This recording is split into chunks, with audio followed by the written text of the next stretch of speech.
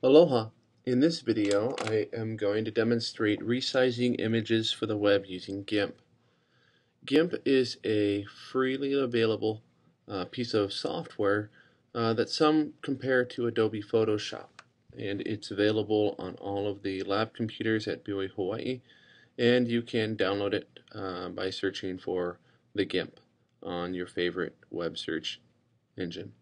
So why resize images? Well, we take images that we find on the web, and sometimes the website owners make them available in different sizes, like you'll see here. And that may be great, but we may want a different size, or sometimes we only get a big picture that we download, and we'll want to resize it for the web. Now, so I've downloaded this picture of the Orion Nebula down to my desktop, and we can view it by going to IT240 and in our images folder, and here it is. Now this would fill up much of a web page, and this isn't the full resolution of the image. If I go to actual size, you can see it's pretty detailed. Okay.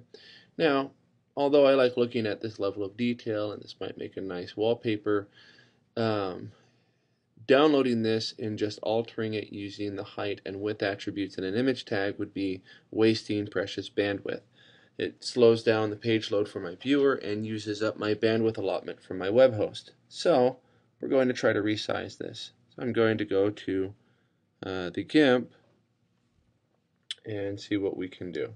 So we'll open with GIMP.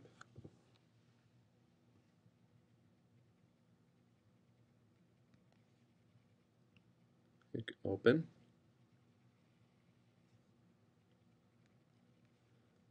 Okay.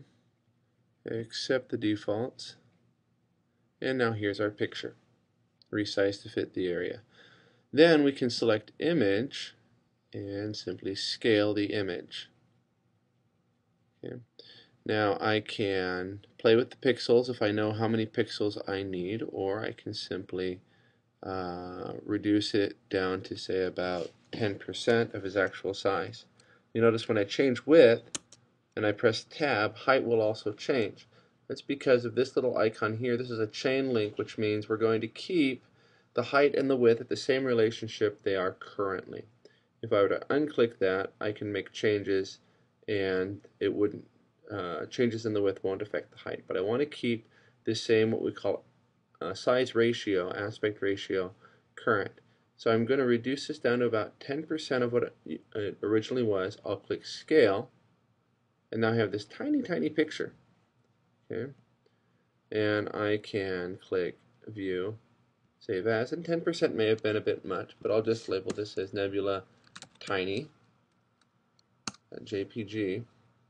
I also have the option when saving the file to adjust the quality. Sometimes we can get by with less detail, less fine grain on the image, and we can adjust the quality. I'm going to leave it as is right now, and then I can go back to our images folder, and now we see we have the nebula, which is about half of a megabyte in size, and the nebula tiny, which I can double click on, and that might actually be a good size for including on a web page as opposed to the full-size image. So that is a demonstration of resizing images using the GIMP. If you have Photoshop on your computer, there's a similar process available, and you can search the web for Photoshop resize images for the web.